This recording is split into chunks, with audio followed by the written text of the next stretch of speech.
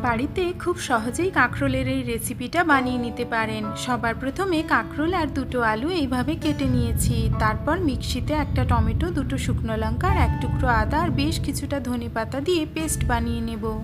এবার কড়াইতে তেল গরম হলে সরিষা, কারি পাতা ফোড়ন হিসেবে দিয়ে কেটে রাখা আলু আর কাঁকরোলটা দিয়ে দেব। আর দেব পরিমাণ মতো নুন আর হলুদ।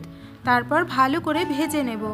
বেশ কিছুক্ষণ ভেজে নেওয়ার পর বেটে রাখা মশলা দিয়ে দেব আর দেব অল্প একটু জিরে গুঁড়ো, ধনে গুঁড়ো। এরপর বেশ ভালো করে কষিয়ে নেব। সর্বশেষে নামানোর আগে অল্প একটু চিনি দিয়ে দেব স্বাদটা ব্যালেন্স করার জন্য। তারপর আবারও নাড়াচাড়া করে নামিয়ে নিলেই রেডি কাঁকরোল আলুর সবজি। একবার ট্রাই করে দেখতে পারেন, আশা করি আপনাদের ভালো লাগবে। আর ভিডিওটি যদি ভালো লাগে প্লিজ আমার চ্যানেলটিতে সাবস্ক্রাইব করে দেবেন। ধন্যবাদ।